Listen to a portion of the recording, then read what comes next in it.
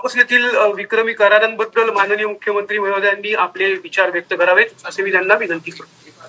Devendra Fadnavis sir. सर्वांना नमस्कार आणि जय महाराष्ट्र. अतिशय आनंदाची गोष्ट आहे की आज डावोसवरनं मी आपल्या सर्वांशी थेट संवाद करतोय.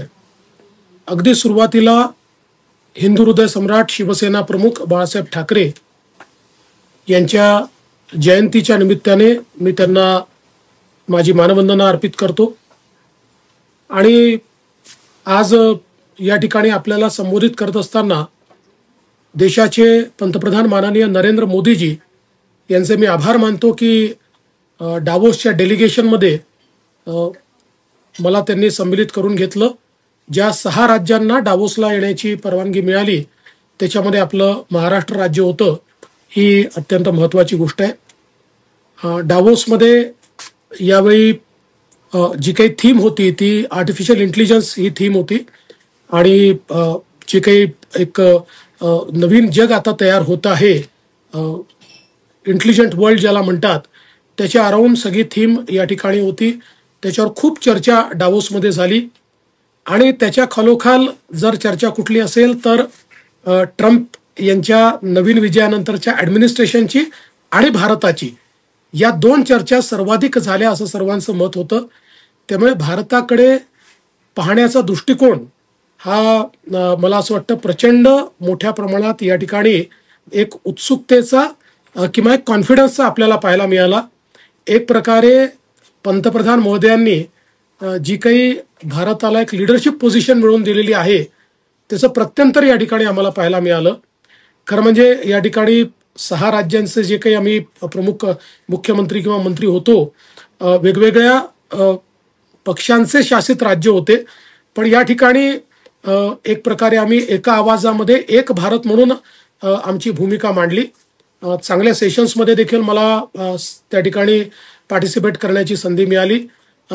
विशेषतः कंट्री डायलॉग हे जे काही एक वर्ल्ड इकॉनॉमिक फोरमच्या काँग्रेसमध्ये सेशन झालं त्याच्यामध्ये मी पार्टिसिपेट केलं. माझ्यासोबत ज्येष्ठ नेते आणि मुख्यमंत्री चंद्राबाबू नायडू होते, रेवंत रेड्डी होते.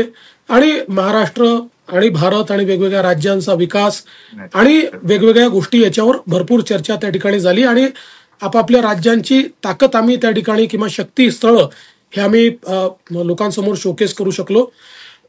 आणि हे करत असताना भारताला देखील एक प्रकारे अट्रॅक्टिव्ह इन्व्हेस्टमेंट डेस्टिनेशन भारत आहे हे देखील आम्हाला त्या ठिकाणी निश्चितपणे सांगता आलं. याशिवाय PwCच्या एक CEO सर्व्हेमध्ये देखील पार्टिसिपेट करण्याची संधी मिळाली. आणि त्याच्या माध्यमातून मोठ्या प्रमाणात महाराष्ट्राची शक्ती काय आहे ती मांडण्याची एक प्रकारे संधी मला मिळाली. त्याचा उपयोग देखील आम्ही मोठ्या प्रमाणात केला. एक अतिशय चांगलं सेशन हे या ठिकाणी वर्ल्ड एक्सपर्ट्सला घेऊन आपली जी भारताची जी काही जलसंपदा मंत्रालय आहे त्यांनी एक आयोजित केलं होतं वॉटर सस्टेनेबिलिटीच्या संदर्भात. त्याच्यामध्ये मला पार्टिसिपेशनची संधी मिळाली. वेगवेगळ्या देशाचे लोक त्याच्यामध्ये होते. आणि त्यामध्ये आपली जलयुक्त शिवार सारखी योजना किंवा वॉटर सस्टेनेबिलिटी करता आपण काय काय करतो आहे, त्याच्यात कशा इन्व्हेस्टमेंट आपण केल्या आहेत या संदर्भात विषय मला मांडता आले. विशेषतः दुसरा विषय या ठिकाणी सस्टेनेबिलिटीच्या संदर्भात होता, एनर्जी ट्रान्झिशनच्या संदर्भात होता. त्यामुळे महाराष्ट्रामध्ये आपण किती चांगल्या प्रकारे एनर्जी ट्रान्झिशन सुरू केलं आहे या संदर्भातली माहिती मी त्या ठिकाणी दिली.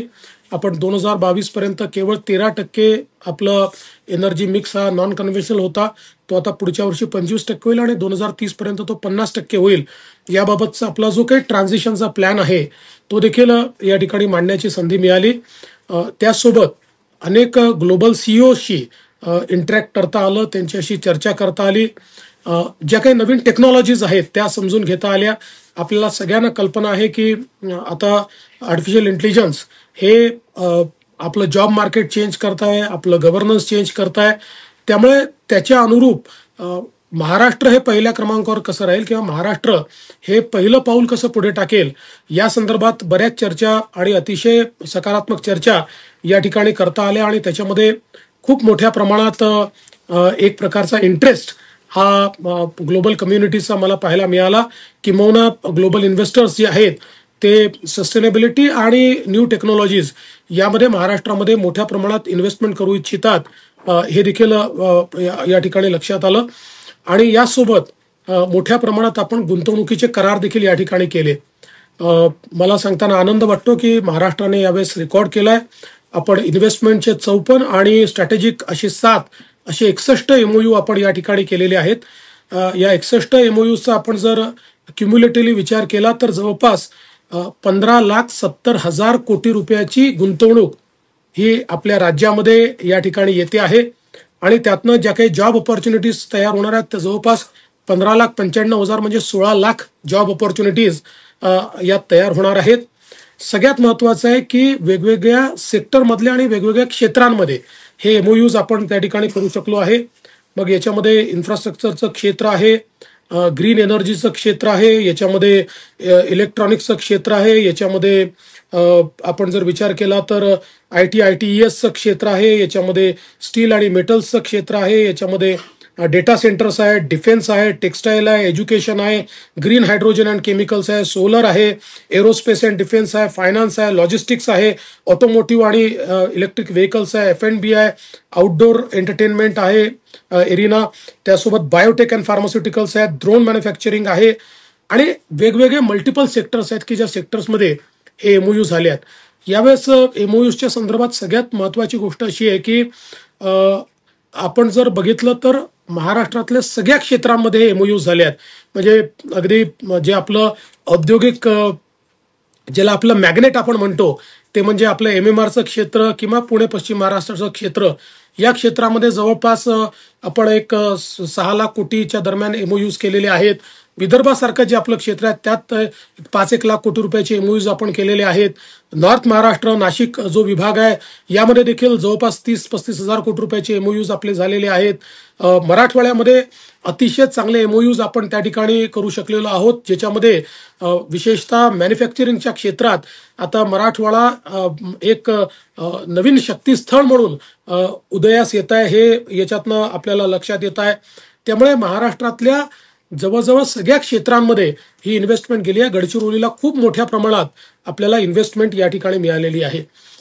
या ज्या काही गुंतवणुकीचं एक महत्त्वाचं जे काही याचं फीचर असेल तर याच्यामध्ये जवळपास 98% जे गुंतवणूक आहे ही FDI स्वरूपामध्ये आहे. ही फॉरेन डायरेक्ट इन्व्हेस्टमेंट आहे, ती FDI आणि FIIच्या माध्यमातून या ठिकाणी येते आहे.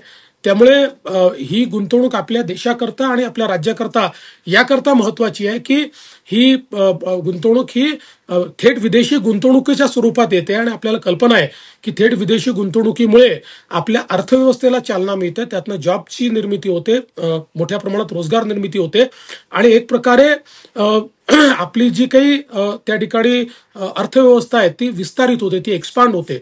आणि म्हणून मला असं वाटतं की अतिशय चांगलं हे काम आपण करू शकलोय. खरं म्हणजे मी असं म्हणेन की आपले माजी मुख्यमंत्री आणि आताचे उपमुख्यमंत्री माननीय एकनाथराव शिंदेजी यांनी जी एक चांगली सुरुवात या ठिकाणी या नवीन रेजिममध्ये केली होती आणि मागील वर्षी चांगल्या प्रकारे त्यांनी त्या ठिकाणी जाऊन अनेक करार केले होते. आणि मला हे देखील सांगितलं पाहिजे की मागच्या वेळेस जे आपण करार केले त्या करारातले जवळजवळ सगळे करार हे आपण मार्गी लावू शकलेलो आहोत. तसंच आता हे सगळे करार आपण या ठिकाणी केलेले आहेत. त्यामुळे एक प्रकारे महाराष्ट्राला प्रायमसी इतरही राज्यांनी करार केलेले आहेत. तमिळनाडूने काही केले आहेत, आंध्रनी केले आहेत, तेलंगणाने केले आहेत, केरळाने देखील केले आहेत. पण मला सांगताना आनंद वाटतो की त्या करारांमध्ये पहिल्या क्रमांकावर आपण आहोत आणि ही सगळ्यांकरता अतिशय आनंदाची गोष्ट आहे.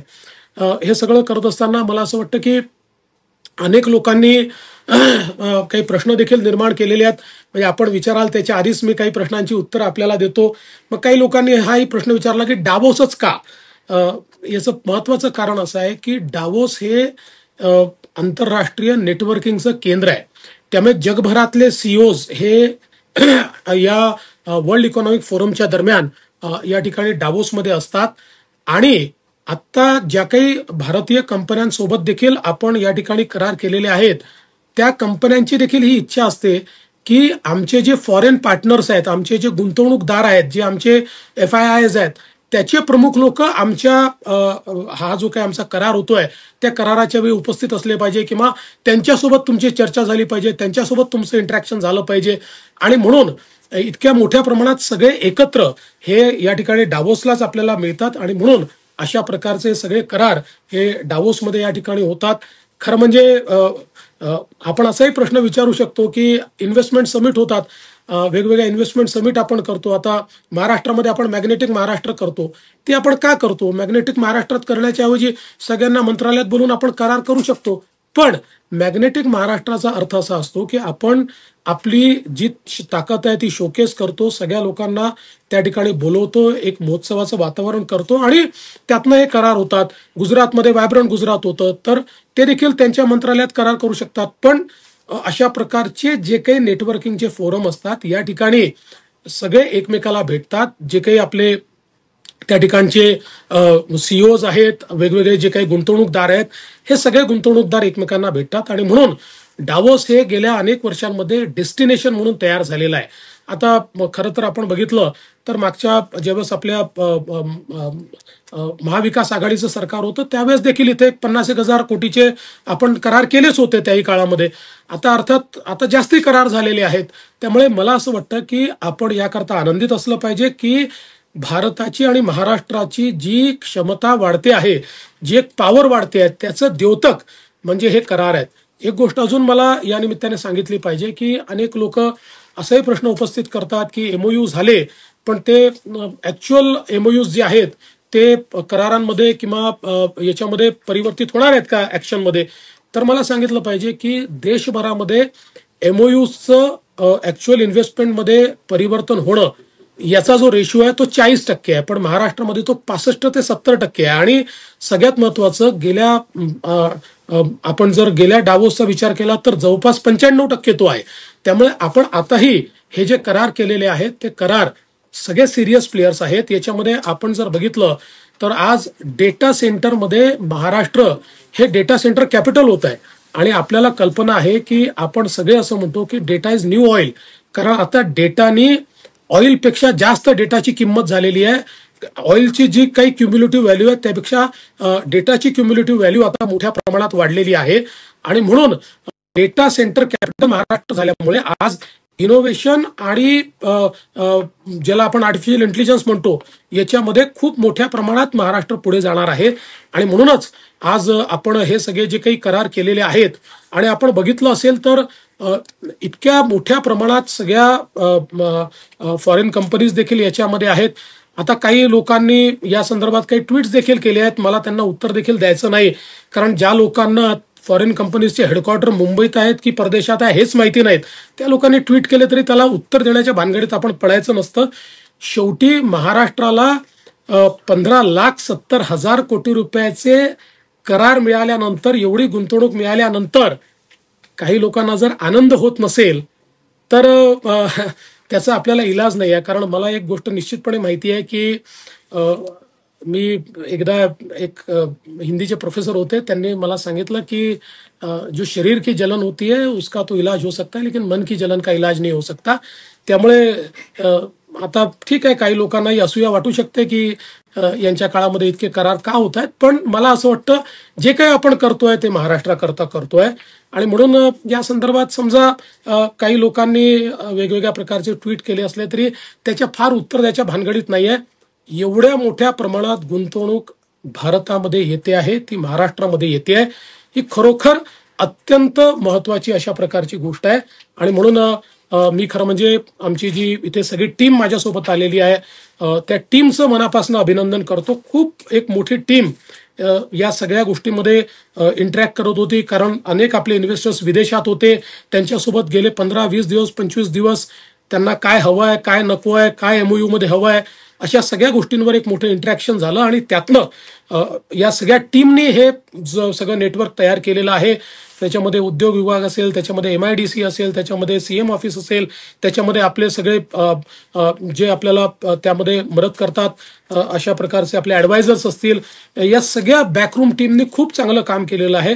मी विशेष अभिनंदन आमच्या इंडस्ट्री मिनिस्टरचं देखील करू इच्छितो, कारण उद्योग मंत्र्यांनी देखील स्वतः लक्ष घालून हे सगळे करार झाले पाहिजेत, याच्यामध्ये इथल्या व्यवस्था नीट राहिल्या पाहिजेत, याकरता त्यांनी स्वतः लक्ष घातलं. ते स्वतः या सगळ्या प्रमुख करारांच्या वेळी या ठिकाणी उपस्थित होते. त्यामुळे त्यांचं देखील मी मनापासून अभिनंदन करतो. आणि मला असं वाटतं की एक चांगला दिवस आज महाराष्ट्राकरता आहे. शेवटी इथे जे काही इंडिया पॅव्हिलियन आहे, या ठिकाणी इंडिया पॅव्हिलियनमध्ये जरी अनेक राज्य आले तरी इंडिया पॅव्हिलियनमध्ये बोलबाला मात्र महाराष्ट्राचा होता, असं सगळेच राज्य त्या ठिकाणी मान्य करतायत. हे आपल्याकरता अतिशय आनंदाची गोष्ट आहे. म्हणून मी महाराष्ट्राच्या जनतेचे मनापासून आभार मानतो की आपण ही संधी दिल्यामुळे आम्ही या सगळ्या गोष्टी या ठिकाणी करू शकलो.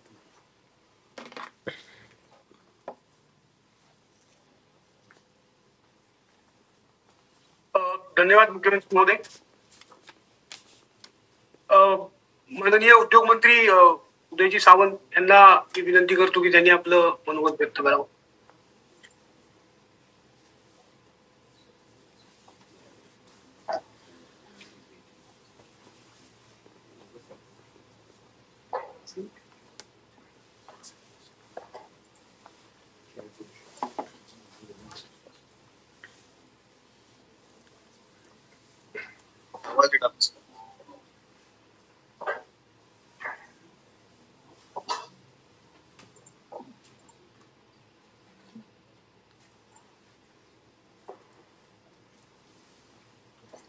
सामंत सर, आपण आपलं मनोगत व्यक्त करू शकता.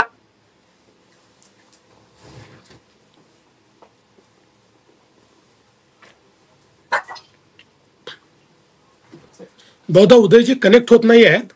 ते आहेत पण त्यांचा व्हिडिओ कदाचित कनेक्ट होत नसेल. प्रयत्न करतोय सर. एक सेकंड.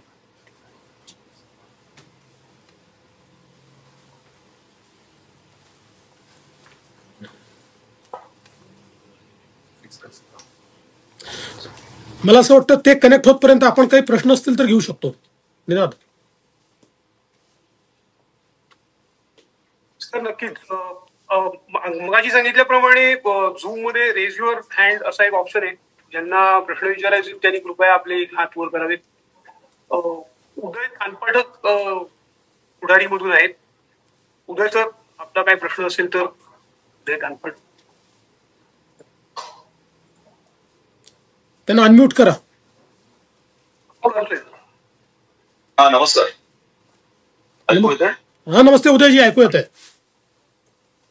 इथे अशी टीका झाली सातत्याने विरोधकांकडून. तिथे जाऊन सुद्धा इथल्याच लोकांनी MOU केलेले आहेत. त्याच्यावर काय तुमचं म्हणजे इथल्याच कंपनी तिकडे जाऊन करणे याला काय अर्थ? अशी टीका इथे झाली. मला असं वाटतं की ज्यांना निगेटिव्ह पाहायचं आहे ते अशी टीका करतीलच. मुळामध्ये ही असूया आहे की त्यांच्या काळामध्ये त्यांना जे जमलं नाही ते शिंदेजींच्या काळात आणि आता आम्ही करू लागलो आहे. त्यामुळे त्यांना एक प्रकारची असूया आहे. त्यामुळे त्या टीकेला मी फार काही भीक घालणार नाही. मी मगाशी सांगितलं की 98% MOU मध्ये FDI कंपोनंट आहे. 98%. त्यामुळे आज आपण ग्लोबलाइज जगामध्ये आहोत. समजा आपली JSW कंपनी सारखी एक कंपनी आहे, तर ही JSW कंपनी जरी भारताची असली तरी ग्लोबल कंपनी आहे. आज MG सारखी कंपनी त्यांनी घेतलेली आहे. टाटा सारख्या कंपनीशी आपण ज्यावेळेस MOU करतो, टाटा ही ग्लोबल कंपनी आहे. त्यामुळे ते त्यांच्या ग्लोबल पार्टनर सहित आपल्यासोबत MOU करतायत. त्याच्यामध्ये FDI कंपोनंट आहे. त्यामुळे आता कोणी जर असा विचार केला तर काही लोक असं देखील म्हणू शकतात की तुम्ही जम्मूला जाऊन करा, तुम्ही काश्मीरला जाऊन करा, असं म्हणणाऱ्यांना काही हे नाही आहे. याच्यामध्ये मुळात मुद्दा काय आहे की किती इन्व्हेस्टमेंट आपल्या राज्यात येते आहे. हे आधी आली का? समजा तेही लोक गेले होते ना डावोसला, त्यांनी केले नाहीत का करार डावोसला? पण 50,000 कोटीचे झाले. आम्ही 5 लाख कोटी आणि 15 लाख कोटीचे करार या ठिकाणी करू शकलो. तर ही असूया आहे. त्यामुळे उदयजी या असूयेला काही उत्तर नाही आहे. कोणी जर मनातनं जळत असेल तर नाही आहे. पण मी असं म्हणेन की महाराष्ट्रात इतक्या मोठ्या प्रमाणात जेव्हा इन्व्हेस्टमेंट येते तेव्हा महाराष्ट्रातल्या जनतेला आनंद आहे. विरोधकांना दुःख होऊ शकतं.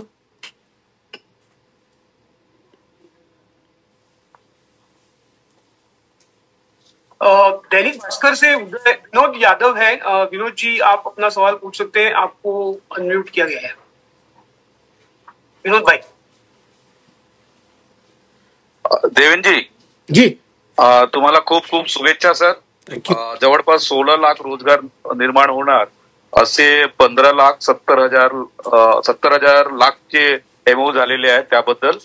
तर माझा प्रश्न असा आहे, याच्यामध्ये सर मराठवाडा आपला जो आहे तिथे किती निवेश येणार आहे, तिथे रोजगार किती निर्माण होणार आहे, ते माहिती एक आपल्याकडून अपेक्षित आहे सर. दुसरा, महाविकास आघाडी जी सरकार होती त्याच्या तुलनेमध्ये सर यावेळी किती गुंतवणूक एमओयू मध्ये वाढ झालेली आहे सर?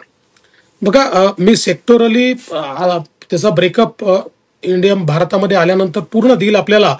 पण इनिशियली मला जे काही लक्षात येत आहे ते जवळपास 20-25 हजार कोटी रुपयाची गुंतवणूक आणि खूप चांगले मॅन्युफॅक्चरिंग मधले लोक हे मराठवाड्यामध्ये त्या ठिकाणी येत आहेत. त्यामुळे मराठवाड्यातही मोठ्या प्रमाणात गुंतवणूक आलेली आहे आणि त्याच्यामध्ये चांगली रोजगार निर्मिती देखील होते आहे. तुम्ही जो दुसरा प्रश्न विचारला तर आपल्याला माहिती आहे की ज्यावेळेस मागच्या काळामध्ये महाविकास आघाडीच्या सरकारमध्ये डावोसमध्ये करार झाले होते, तर साधारण माझा अंदाज आहे 50-75 हजार कोटी रुपयाचे करार झाले होते. आता ते 16 लाख कोटीचे झाले आहेत. त्यामुळे मोठ्या प्रमाणात हे करार झाले आहेत. धन्यवाद. Manisha Rege is from PTI. She wants to ask a question. Manisha, just being unmuted. Manisha, please go ahead. In a minute. Hello. हा मनीषा बोला. हॅलो सर, तुम्ही हे आउट ऑफ दी 61 एमओयूज हे 7 स्ट्रॅटेजिक आहेत, म्हणजे काय आहे याचा अर्थ? याचा अर्थ जसं MMRDAचे काही करार आहेत ज्याच्यामध्ये गुंतवणूक नाही आहे, त्याच्यामध्ये स्ट्रॅटेजिक पार्टनरशिप केलेली आहे. त्याच्यामध्ये समजा आपल्याला ज्याला आपण मोबिलिटी म्हणतो, या मोबिलिटीमध्ये आपला मोबिलिटी प्लॅन तयार करण्यामध्ये मदत होणार असेल किंवा काही एखादी युनिव्हर्सिटी आपल्याला त्याच्यामध्ये मदत करणार असेल, असे स्ट्रॅटेजिक एरियाजमध्ये ज्याच्यात they are not bringing investment, ते गुंतवणूक आणत नाही आहेत, ते नॉलेज आणतात. अशा प्रकारचे 7 आहेत आणि बाकी सगळे गुंतवणुकीचे आहेत. ओके, मी 54+7 सर. आणि तुम्ही म्हणजे मगाशी ते गडची मराठवाड्यामध्ये तुम्ही 20 to 25,000 लाख करोड असं म्हणताय ना इन्व्हेस्टमेंट इन मॅन्युफॅक्चरिंग? हा, जवळपास माझा अंदाज आहे की 25 ते 30 हजार कोटी रुपयाचे असतील. कारण आता ते आम्ही ऍक्च्युली आमचं काम चालू होतं पण ते पूर्ण होऊ शकलं नाही, कारण इतक्या फास्ट हे सगळे एमओयू झाले. तर आता सेक्टोरली म्हणजे एकेका विभागाचं आम्ही त्याच्यामध्ये बायफर्केशन करतोय. Okay, thank you sir. Thank you.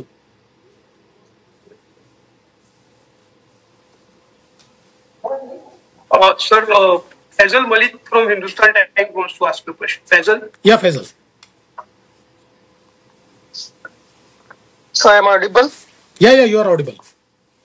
Yes, sir. So I just wanted to know if you could tell us in the last 2 years how many basically the MOUs done by your government, how many of them have been translated? If you could share some details about it. So I would like to tell you that historically in our country, only 35 to 40% MOUs are converted into actual investment. But Maharashtra has a different track record. In Maharashtra, historically, if you look at the translation of MOU into investment, it has been 65%. But if you look at the MOUs which we actually inked under the leadership of Honorable our former Chief Minister Shindeji at Davos, we could translate it around 95%. So around 95% of the MOUs are translated into real action. And this time also we feel that all these MOUs which we have done are with absolutely reputed global and national players, and I'm very hopeful that we'll be able to translate all of them into real investments and action. But it would be very great if you could share some figures if possible. I know you are there, but no, I have already shared the figures. So these are actually 54 MOUs of investment, and 7 MOUs are strategic MOUs. And cumulatively, if we look at the entire investment, it is around 15,70,000 crores, and it will generate employment for 15,95,000 people. Okay sir, thank you sir. Thank you. Sir Uday Samant आपल्याला join झालेत. Please please. आवाज येतोय का माझा? सर्वप्रथम मी आत्ताच काही वेळापूर्वी महाराष्ट्रामध्ये पोहोचल्यामुळं महाराष्ट्रातनं माननीय मुख्यमंत्री देवेंद्रजींचं मनापासून अभिनंदन करतो की ऐतिहासिक MOU गुंतवणुकीच्या बाबतीमध्ये आज दावोसमध्ये झाले आणि ती गुंतवणूक फार मोठ्या पद्धतीनं आता महाराष्ट्रामध्ये येणार आहे. आणि मला असं वाटतं की महाराष्ट्राच्या जनतेमध्ये जो काही 2-3 दिवस संभ्रम निर्माण करण्याचा प्रयत्न काही लोक करत होती त्याला मुख्यमंत्री महोदयांनी मार्मिकरित्या उत्तर दिलेलं असल्यामुळं मला असं वाटतं की तो देखील संभ्रम आता दूर झालाय. आणि जे MOUs झालेले आहेत, जी काही गुंतवणूक येते ती जसं आपण शब्दप्रयोग करतो की चांदा ते बांदा, तसं विदर्भापासून कोकणापर्यंत झालेली ही पहिल्यांदा गुंतवणूक आहे. आणि याच्यातनं जवळजवळ लाखो तरुण आणि तरुणींना रोजगार मिळणार आहे, त्यांच्या हाताला काम मिळणार आहे. अगदी गडचिरोली पासून माझ्या रत्नागिरी जिल्ह्यापर्यंतची ही गुंतवणूक आहे. आणि यामध्ये खरोखरच जसं मुख्यमंत्री महोदयांनी सांगितलं की टीम म्हणून आम्ही सगळ्यांनी काम केलंय. आणि मागच्या 2 वर्षी देखील मला दावोसमध्ये जाण्याची संधी मिळालेली होती एकनाथ शिंदे साहेबांबरोबर, त्यावेळी देवेंद्रजींबरोबर मिळाली. आणि मी स्वतःला भाग्यवान समजतो की ज्यावेळी ऐतिहासिक 15,70,000 कोटीचे MOU हे झाले दावोसला, त्यावेळी मी राज्याचा उद्योग मंत्री आहे, हे देखील एक फार मोठं राजकीय भाग्य आहे. आणि म्हणून मला असं वाटतं की जी गुंतवणूक आम्ही आणलेली आहे, जे MOU झालेत, त्याची अंमलबजावणी त्वरित करून बेरोजगारी कशी दूर होईल आणि त्याची अंमलबजावणी कशी होईल यासाठी उद्योग मंत्री म्हणून माझा देखील प्रयत्न राहणार आहे.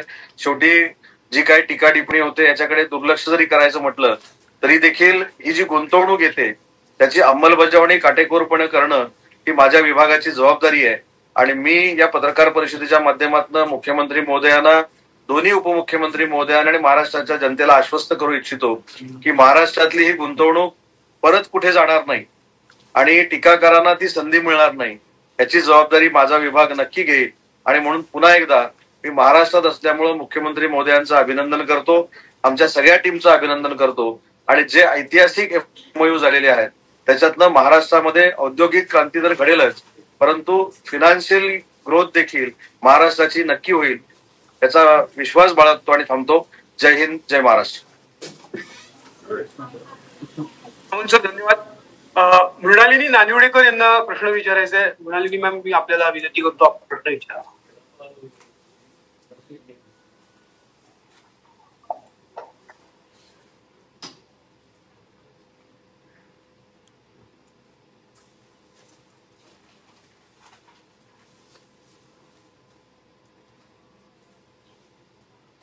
मृणालिनी त्यांचा प्रश्न त्यांनी व्हॉट्सअपवर पाठवलाय. सॉरी, कारण त्यांना कनेक्शन मध्ये काहीतरी प्रॉब्लेम आहे. What was discussed at Davos about AI in light of Maharashtra? I think मला वाटतं अतिशय महत्वाचा प्रश्न आहे. आणि आता AI मुळे जवळजवळ सगळ्या इंडस्ट्री चेंज होत आहेत. AI मुळे सगळं जॉब मार्केट चेंज होत आहे. आणि महाराष्ट्रामध्ये आपली ही भूमिका राहिलेली आहे की we have to embrace the technology. आपण ग्लोबलाइज जगामध्ये आहोत. ग्लोबलाइज जगामध्ये आपल्याला दरवाजे बंद करून चालत नाहीत. त्याच्यामुळे महाराष्ट्र खरं म्हणजे पहिलं राज्य आहे ज्यांनी गुगलसोबत आपण centre of excellence in AI already सुरू केलेलं आहे. आपल्या गव्हर्नन्समध्ये आपण AIचा यूज चालू केलेला आहे. आणि आता त्याच्या पलीकडे जाऊन आपलं जे कटिंग एजवर सगळ्यात प्रायमरी इन्स्टिट्यूशन आहे ITI, इथे देखील AI आपल्याला सुरू करायचं आहे. त्या संदर्भात आपली कारवाई आपण चालू केलेली आहे. आणि एवढंच नाही तर आपण हा देखील निर्णय घेतलेला आहे की आपण एक इनोव्हेशन सिटी आपण तयार करणार आहोत नवी मुंबईमध्ये, जी जगभरातल्या इनोव्हेशन्स करता एक इकोसिस्टीम तयार करेल आणि जी AI पॉवर्ड असेल. त्यामुळे मला असं वाटतं की AIचं महत्त्व आपल्याला समजून घ्यावंच लागेल. आणि AI मध्ये फर्स्ट मूव्हर हा महाराष्ट्र असला पाहिजे असा आमचा प्रयत्न आहे. त्या दृष्टीने इथे अनेक टेक्नॉलॉजी जायंटशी आमची चर्चा झालेली आहे. अनेक टेक्नॉलॉजीजचे जे काही वेगवेगळ्या प्रकारचे उपयोग आहेत ते आम्ही बघितलेले आहेत आणि आम्हाला ते महाराष्ट्रामध्ये आणायचे आहेत.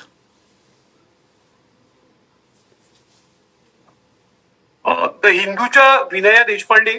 विनया, आपला प्रश्न विचारा कृपया. आपल्याला अनम्यूट करण्यात येते. Good evening, sir. Heartiest congratulations, first of all. आणि there is a lot of buzzword around sustainability, even in the World Economic Forum. In view of that, especially with respect to the climate change and the disasters it is causing worldwide, there are concerns even in Maharashtra with the way the automotive sector is also developing. Are there any specific discussions with respect to sustainability at a time when you're saying that so many investments will come? How will the state government ensure that they will be in line with sustainable development and will address the climate change issues that are being raised everywhere? Thank you. Thank you, Vinaya. I think this is a very good question, and I must tell you that most of our MOUs are around sustainability. In fact, we have discussed here and we have inked MOUs which are around circular economy, which are around renewable energy, which are around green hydrogen, which are around water sustainability issues, also around clean fuel issues. So I think the focus in the Davos, along with AI, it was sustainability, and that has reflected in the investments as well. Today, we are becoming the EV hub of India. So much of investment is going into electric vehicles in the state of Maharashtra, whether it is in EV cars, whether it is in EV buses. The entire transportation ecosystem is being developed, and apart from that, also we have got investments in solar manufacturing, and not just solar, the entire solar ecosystem manufacturing. So I think these investments are around sustainability, and we are getting a lot of investments in sustainability.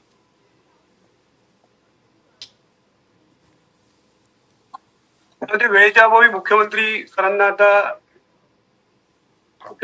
I think वेळेच्या अभावी Sawant sir आपल्याबरोबर आहेत.